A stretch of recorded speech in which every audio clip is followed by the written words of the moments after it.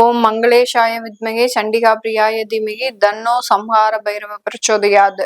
Next gen நேயர்கள் அனைவருக்கும் astro பூர்ணாவின் அன்பார்ந்த வணக்கங்கள். இன்னைக்கு நாம பார்க்கக்கூடிய பதிவு டிசம்பர் மாத பலன்கள். இந்த டிசம்பர் மாதத்துல இருக்கக்கூடிய கோச்சார கிரகங்களின் நிலவரங்கள் அப்படின்னு பார்க்கும்போது டிசம்பர் மாதம் தொடக்கத்துல பாத்தீங்கன்னா குரு பகவான் உச்ச நிலையில கடகராசியில இருக்கிறார். சிம்ம ராசியில அந்த கேது பகவான், அடுத்து இந்த துலாம் ராசியில புதன் பகவான், விருச்சிக ராசியில சூரியன், சுக்கிரன், செவ்வாய், அடுத்து கும்ப ராசியில ராகு பகவான், மீன ராசியில இந்த டிசம்பர் மாதத்தின் தொடக்கத்திலிருந்து சனி பகவான் இயல்பு நிலையில இருக்கிறார் மீன ராசியில.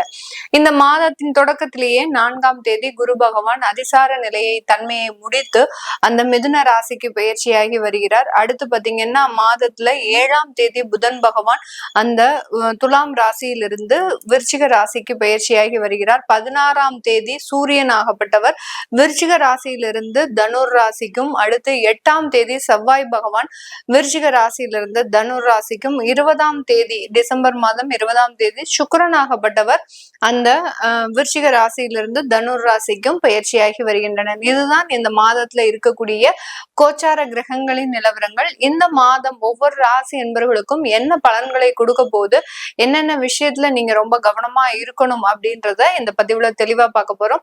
இந்த சேனல்ல முதன்முறையா பாக்குறீங்க அப்படின்னா சப்ஸ்கிரைப் பண்ணிக்கோங்க, பெல் பட்டன்ல ஆல் ஆப்ஷன் சூஸ் பண்ணிக்கோங்க. ரிஷப ராசி என்பர்களுக்கு இந்த காலகட்டம், இந்த வருடத்தின் இறுதி மாதமான இந்த டிசம்பர் மாதத்துல உங்களுடைய 8ஆம் இடத்துல 3 கிரகங்கள் சஞ்சாரம் செய்ய போகுது.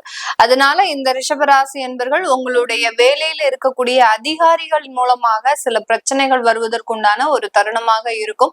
அதனால வேலையில ரொம்ப கவனத்தோட இருக்கணும். ஏற்கனவே இருக்கக்கூடிய வேலையில ரொம்ப சாட்டிஸ்ஃபையா போயிட்டு இருக்கு அப்படின்ற இடத்துல கொஞ்சம் கேர்லெஸ்னஸ் அப்படின்றது அதிகப்படியாக இருக்கும். ரொம்ப அசால்ட்டா சில வேலைகளை செய்யறது, அடுத்து பாத்தீங்கன்னா நம்மளுடைய மேனேஜர் தானே, நம்ம சொன்னா கேட்டுப்பாரு அப்படின்ற மாதிரியாக ஒரு கேர்லெஸோட இருந்தீங்க அப்படின்னா அந்த உயர் அதிகாரிகள் எப்போ எப்படி மாறுவாங்க அப்படின்றது உங்களுக்கு தெரியாது. அதனால இந்த மாதத்துல அவர்களினுடைய சில விஷயங்கள்ல ரொம்ப பொறுப்போட செயல்பட்டு அவர்களுக்கு உண்டான சில தேவைகளை நீங்க நிறைவேற்றி கொடுத்தீங்க அப்படின்னா மிகப்பெரிய அளவுக்கு பிரச்சனைகள் வராமல் தடுக்கிறதுக்கு உண்டான ஒரு தருணமாக இருக்கும். எதிர் பேச்சுகள் அப்படின்றது இந்த ரிஷபராசி என்பவர்களுக்கு இந்த காலகட்டம் இருக்கக்கூடாது. ஏதாவது ஒரு வாக்குவாதத்துல நான் தான் நேர்மையாக இருக்கிறேன் அப்படின்ற மாதிரியான ஒரு பேச்சுகள் அதிகரிக்க இருந்தது அப்படின்னா அலுவலகத்துல உங்களை அப்படியே தூக்கி போடுறதுக்கும் அஞ்ச மாட்டாங்க. அது எப்படிப்பட்ட உயர் அதிகாரிகளாக இருந்தாலும், உங்களுக்கு கடந்த காலத்துல சப்போர்ட் பண்ண அதிகாரிகளாக இருந்தாலும், இனி வரக்கூடிய காலங்கள் அவர் அந்த மாதிரி செய்ய மாட்டாரு அப்படின்ற ஒரு நம்பிக்கை உங்களுக்கு இருந்தா கூட அந்த மாதிரியான நபர்கள் கூட உங்களுக்கு எதிரியாக மாறுவதற்குண்டான ஒரு தருணமாக இருக்கும். அதனால ரிஷபராசி என்பர்கள் ரொம்ப கவனமாக இருக்கணும் உங்களுடைய வேலை சம்பந்தப்பட்ட விஷயத்துல. மற்றபடி பாத்தீங்கன்னா இந்த ரிஷபராசி என்பர்களினுடைய 7ஆம் இடத்துல அந்த புதன் பகவான் உங்களுடைய தனஸ்தானாதிபதி இருக்கிறதுனால இந்த காலகட்டம் வெளியூர் வெளிநாட்டுல இருக்கிறவங்களுக்கு அதிகப்படியான நல்ல ஒரு வளர்ச்சிகள் அப்படின்றது இருக்கும். கடன்களை எல்லாத்தையுமே நிறைவேற்றக்கூடிய ஒரு தருணம் அப்படின்றது இந்த மாதத்துல இருந்து ஆரம்பிக்க போகுது. கிட்டத்தட்ட 1.5 வருஷமாக எனக்கு கடன்னால பிரச்சனை, அந்த கடன்னால ஒரு அவமானப்பட்டு அசிங்கப்பட்டு ஒரு கூனி குறுகி நிக்கக்கூடிய ஒரு தன்மையில இருக்கிறேன் அப்படின்னு சொல்லக்கூடிய இந்த ராசி நண்பர்களுக்கு இந்த மாதத்துல இருந்து அந்த கடன் சம்பந்தப்பட்ட சில பிரச்சனைகள்ல இருந்து வெளிவருவதற்குண்டான ஒரு தருணமாக இருக்கும்.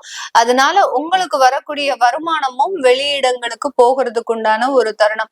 எப்போதுமே இந்த ரிஷபராசி என்பர்களுக்கு ஒரு இருக்கக்கூடிய ஒரு நெகட்டிவான ஒரு விஷயம் என்ன அப்படின்னா, இவர்கள் சம்பாதிக்கக்கூடிய ஒரு வருமானம் இவர்களுக்கு யூஸ்ஃபுல்லா இல்லாம இருக்கிறது தான். அதாவது ஒன்னா கடனுக்கு போகும், இல்ல ஏதோ ஒரு மருத்துவ செலவுகளுக்கு போகும், தனக்குன்னு எந்த விதமான ஒரு சேமிப்பும் இல்லாமல் இருக்கக்கூடியவர்கள் இந்த ரிஷபராசி என்பர்கள் இந்த சேமிப்பு பழக்கத்தை உருவாக்குவதற்குண்டான ஒரு முக்கியமான ஒரு மாதமாக தான் இந்த மாதம் இருக்க போகுது. ஏன்னா சில நெருக்கடிகளையும் கொடுத்து அந்த நெருக்கடிகள்ல இருந்து நீங்க எப்படி சேமித்து இருந்தா உங்களுக்கு ஒரு நல்ல ஒரு அமைப்புகள் இருக்கும் அப்படின்றத கற்றுக் கொடுக்கக்கூடிய ஒரு மாதமாகவும் தான் இந்த டிசம்பர் மாதம் இந்த ரிஷபராசி என்பர்களுக்கு இருக்க போகுது. தொழில் ரீதியான வளர்ச்சிகள் நல்ல ஒரு முன்னேற்ற பாதையில இருக்கும். ஆனா அந்த தொழிலாகப்பட்டது ரொம்ப ஆமை வேகத்துல அதாவது நமக்காவது நம்ம அந்த தொழில் செய்ய முடியுமா அப்படின்ற அப்பப்ப சந்தேகம் உங்களுக்கு இருந்துகிட்டே இருக்கக்கூடிய ஒரு சூழ்நிலை. அந்த அளவுக்கு அந்த தொழில் ரீதியான நெருக்கடிகள் வந்தாலும் அதிலிருந்து சம்பாதிக்கக்கூடிய வருமானம் உங்களை கடனில் இருந்து காப்பாற்றுவதற்கும், அடுத்து பாத்தீங்கன்னா ஒரு தேவைகள், ஒரு வருமான தேவைகள்னு வரும்போது அந்த வருமானம் வந்து உங்களை காப்பாற்றக்கூடிய ஒரு நேரமாகவும் தான் இந்த டிசம்பர் மாதம் இந்த ரிஷப ராசி என்பர்களுக்கு இருக்க போகுது. இந்த காலகட்டம் திருமண உறவுகள்ல கொஞ்சம் கேர்ஃபுல்லா இருக்கணும். அதாவது உங்களுடைய கலத்தராதிபதி 8ஆம் இடத்துல சஞ்சாரம் செய்யறதுனால கணவன் மனைவி உறவுல பாத்தீங்கன்னா ஏதோ ஒரு சின்ன சின்ன ஒரு மோதல்கள் அப்படின்றது இருக்கும். அது பெரிய மோதல்களாக இருக்காது, நீங்க பயப்படுற அளவுக்கு. ஏன்னா ரிஷபராசி என்பர்கள் கடந்த காலத்துல இந்த திருமண உறவுகள்னால நிறைய பாதிக்கப்பட்டு இருப்பாங்க. 2-3 டைம் இது பிரிந்து சேர்ந்த நண்பர்கள் தான் இந்த ரிஷபராசி என்பர்கள். அப்படி இருக்கும்போது இந்த காலகட்டம் வரக்கூடிய சில பிரச்சனைகள் எங்களை நிரந்தரமா பிரிச்சிருமா அப்படின்ற மாதிரியான சில கேள்விகள் இருக்கும். அந்த மாதிரியாக எல்லாம் பயப்பட வேண்டாம். இது தற்காலிகமான ஒரு மோதல்களாக தான் இருக்குமே ஒழிய இதுல வந்து ஈகோ வந்து ரொம்ப அதிகமாக இருக்கும். உங்களுடைய கணவனுக்கும் மனைவிக்கும் பாத்தீங்கன்னா ஒரு ஈகோ சம்பந்தப்பட்ட பிரச்சனைகள். என் பேச்ச நீங்க கேட்காதனாலதான் இவ்வளவு கஷ்டப்படுறீங்க, என் பேச்ச நீ கேட்காதனாலதான் நீ இவ்வளவு கஷ்டப்படுற அப்படின்ற மாதிரியாக இருவருக்கும் உள்ள ஒரு அந்த பாச பந்தமாகப்பட்டது ஒரு மோதல்களாக மாறுவதற்குண்டான ஒரு தருணமாக இருக்க போது.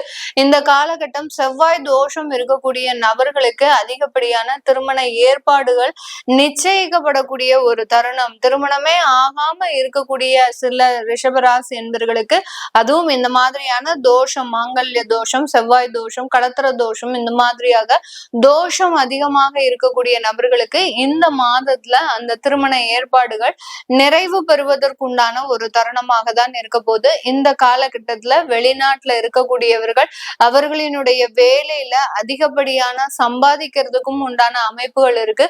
சில பேர் பாத்தீங்கன்னா ரிஷபராசி என்பர்கள் தன்னுடைய வளர்ச்சிக்காக அந்த வேலையை விட்டு வேறு வேலை மாற்றம் செய்வதற்குண்டான ஒரு தருணமாகவும் இருக்கும். அது உங்களுடைய செல்ஃப் டெவலப்மெண்ட்டுக்கு தான் இருக்குமே ஒழிய பெரிய அளவுக்கு சிக்கல்களை கொடுக்கக்கூடிய ஒரு அமைப்புகளாக இருக்காது. ஏன்னா உங்களுடைய 2ஆம் இடத்துல குரு பகவான் எப்போதுமே இருக்கிறதுனால அவர் எப்போதுமே ஒரு சேஃபர் சைடு அப்படின்றத உங்களை கொண்டு போய்கிட்டே இருப்பாரு. அதனால பயப்பட வேண்டாம். உங்களுடைய பாக்கியாதிபதியும் லாபஸ்தானத்துல இருக்கிறதுனால அந்த பெற்றோர்களின் ஆசிர்வாதம் அப்படின்றது இந்த ரிஷபராசி என்பவர்களுக்கு அதிகமாக இருக்கக்கூடிய ஒரு தருணம். தற்காலிக சிக்கல்கள் அப்படின்றது உங்களுடைய வேலை அலுவலகத்திலையும் அடுத்து பணம் சம்பந்தப்பட்ட விஷயங்கள்லயும் இருக்கும். யார்கிட்டையும் பணம் கேட்காதீங்க. கேட்டீங்கன்னா இந்த மாதத்துல படக்கூடிய அவமானம் மாதிரி வேற எந்த மாதத்திலயும் இருந்திருக்காது. அந்த அளவுக்கு தேவையில்லாத உங்களுடைய உறவுகள் உங்களை ரொம்ப மட்டப்படுத்தி பேசுறதுக்கு உண்டான ஒரு நேரமாக இருக்கும். இந்த இடத்துல எல்லாம் நீங்க ரொம்ப கவனமாக இருக்கணும். இந்த ரிஷபராசி என்பர்கள் வழிபட வேண்டிய தெய்வ வழிபாடு அப்படின்னு பாத்தீங்கன்னா நீங்க அம்மன் வழிபாடு தாராளமாக வழிபாடு பண்ணலாம். அதே சமயத்துல அந்த குழந்தைகள் சம்பந்தப்பட்ட விஷயத்துல ரொம்ப கேர்ஃபுல்லா இருங்க. குழந்தைகளுக்கு ஏதாவது பிரச்சனைகள் இருக்கு அப்படின்னா நீங்க ஒரு 6 தீபம் ஏற்றி அந்த அம்மன் தாய்கிட்ட, அதாவது எப்படி நம்மளுடைய பெற்ற தாய் நம்மளை பிரச்சனைகள் இருந்து காப்பாற்றுமோ அந்த மாதிரியாக அம்மன் வழிபாடு உங்களுடைய பெற்ற தாய் மாதிரியான சில பிரச்சனைகளை தீர்க்கக்கூடிய ஒரு வழிபாடாக தான் இருக்கும். 6 தீபம் ஏற்றி வழிபாடு பண்ணுங்க. மிகப்பெரிய பிரச்சனைகள்ல இருந்து வெளிவருவதற்குண்டான ஒரு தருணம். இதெல்லாமே நம்ம கோச்சார நிலவரப்படி பலன்களை கணிச்சு சொல்லியிருக்கிறோம். உங்களுடைய சுய ஜாதகத்தை பலனை பார்க்கணும் விருப்பப்படுறவங்க கீழே இருக்கிற நம்பருக்கு வாட்ஸ்அப்ல அப்பாயின்மெண்ட் வாங்கிக்கிட்டு நீங்க கன்சல்ட் பண்ணிக்கலாம். உங்களிடமிருந்து விடைபெறுவது உங்கள் ஆஸ்ட்ரோ பூர்ணா. நன்றி, வணக்கம்.